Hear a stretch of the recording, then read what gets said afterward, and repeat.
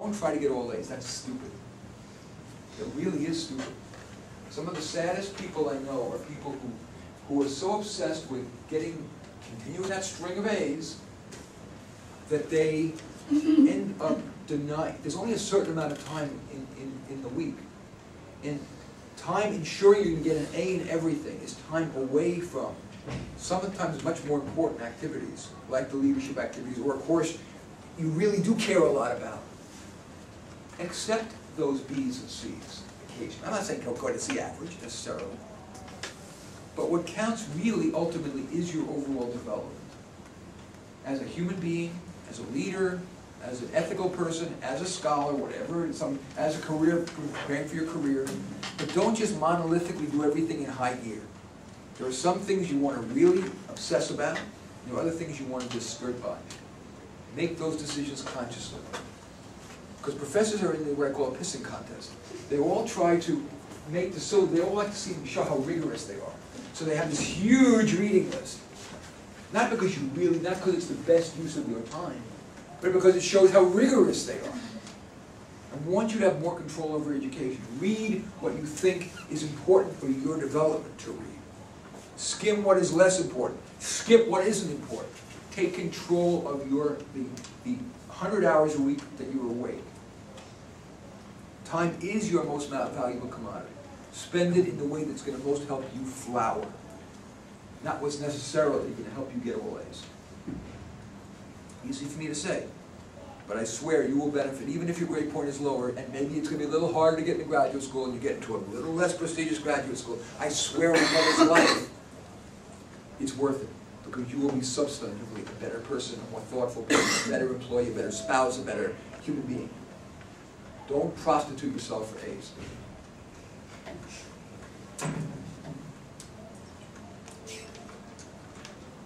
Ask questions. When I was a graduate student, because I was first generation American, I grew up in the Bronx, a slum in the Bronx, and then in Flushing, Queens. And my parents could only afford to send me to Queens College undergraduate, which was a good public university, but it wasn't Berkeley. So when I got into the Ph.D. program here, I was scared to death. Felt very insecure. So I never asked questions, because I was afraid I was going to shut down. That was a big mistake. Ask those questions. If you're too embarrassed to ask the questions in class, see the professor in the office hour. Ask the TA, ask another student.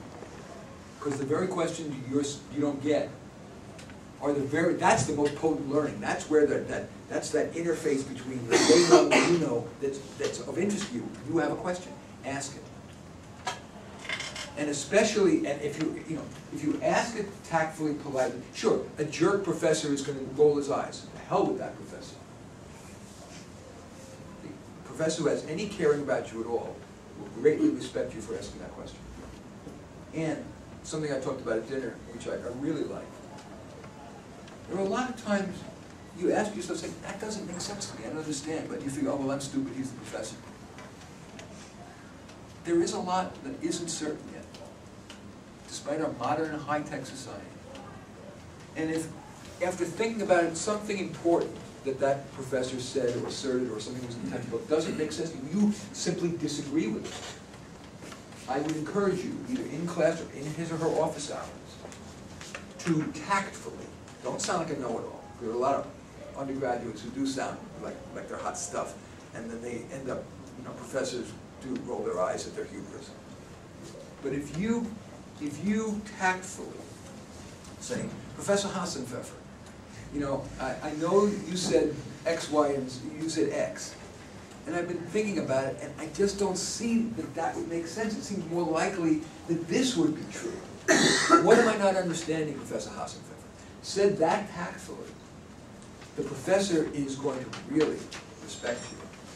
And it will start that dialogue that will help you grow, or maybe help him grow, and probably improve your grade. Somebody said they were afraid of disagreeing with the professor because this is a leftist university, and dare you say something libertarian. William said it very well. He said, I've only got like 10 seconds to make my point if it's not leftist. And if it's not airtight, I'm going to get ridiculed and shut down. I understand. And that's why if you're going to make something, it's unfair that this is the way it is. But if you're going to make some non-liberal assertion, It is extremely important, and you don't feel you can do it perfectly on the fly. Make a note in the margins of your notepad or your iPad or whatever you're using, and decide, okay, this is important enough, I'm going to see the professor and say it tactfully. The risk-reward ratio is good. You're probably not going to get a lower grade, you may get a higher grade, and you will grow from it. Okay, next. Right. Do try to seek true ideological diversity. I want you, it would be very good, I was delighted to hear that there's going to be a joint event between the Democrats and Libertarians regarding the Obama presidency. It's terrific. That's what education is supposed to be like. A respectful, polite exchange of ideas and conversation. Love it. It's great. Keep seeking out those opportunities. Speak anything. I parked I walked through Durand, and there was this bookstore called Revolution Books. I think it's important to go and talk to the owner of that bookstore and ask, who's the most intelligent person who's a frequenter of this bookstore, and take that person out to coffee. And you take the lead and leading a respectful exchange with that person. You'll both grow. All wisdom does not reside in the Libertarian Party. All wisdom does not reside in the Communist Party. But the person at Berkeley, it's got a lot of smart people, which is great. The more you have conversations with different people, people who are Christians. I'm an atheist. Having a good conversation with a Christian is a good thing to do.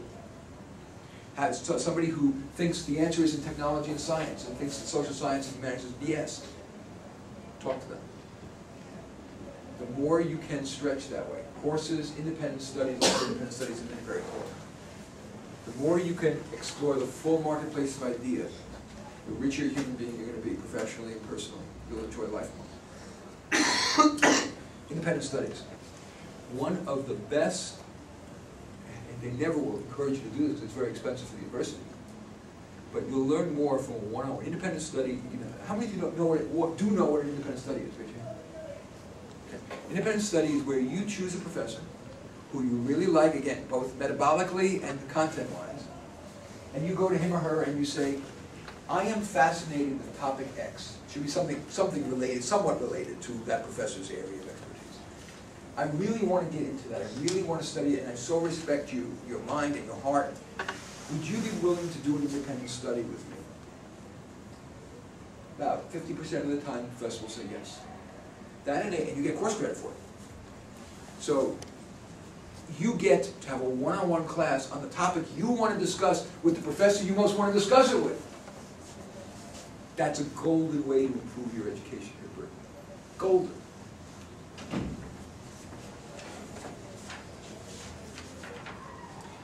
Seek leadership opportunities. In the end, it does feel good to be a leader, even if you're shy. My wife was not born to be a leader. She was a second grade teacher, a plain old little recalcitrant second grade teacher. As I said, she's now not only the superintendent of schools for Napa County, and won Superintendent of the Year over 100 other superintendents a few years ago. She's now arguably the senior advisor to this new incoming state superintendent of schools. Even though she is libertarian-leaning, he's a liberal Democrat. It can be learned. I pushed her a button. But if you don't have somebody to push your button, it is good to have somebody. It is great to find somebody who will push your button, who will believe in you, and say, I think you can do great things in your life. And you may be shy to do it. Go do it. Don't say no. Don't be passive. Look for opportunities for leadership, opportunities to create something. Start a club, lead a club, start an initiative. Be a leader. It's very important. You'll feel more powerful in the world.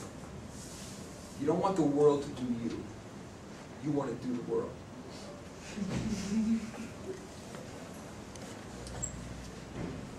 And finally, make the most of the Career Center. I don't know how good it is these days, but the website has got a lot. There's a ton of great information on the net. And if I remember, I looked at 2 or 3 years ago. The Career Center website at Berkeley is terrific. They've really organized this. There's so much career information out there, and I think they've organized it quite well. If you don't know still what the hell you want to be when you grow up, they've got it organized very nicely. And so you can, in almost no time, with your feet up at, on your computer, explore a whole bunch of different careers Do it. It's a worthwhile thing. And it is where you're paying for it. Go and talk. Some of them are idiots. I know. Career counselors are not the brightest lights in the university. But, again, find out who the best one is. I bet you there's somebody there who's great. Go talk to the admin at that center. Who is the most beloved and respected career counselor? Especially perhaps in a certain area, social science, humanities, science, whatever it is. That's being a good consumer. That's doing the world.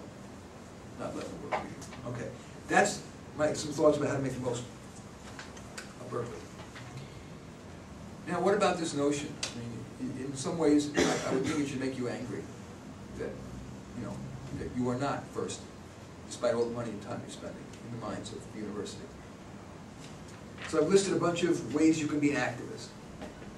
I'm not going to talk about these at great length. Join the ACC Senate and fight for more transparency or better student-centeredness of the school.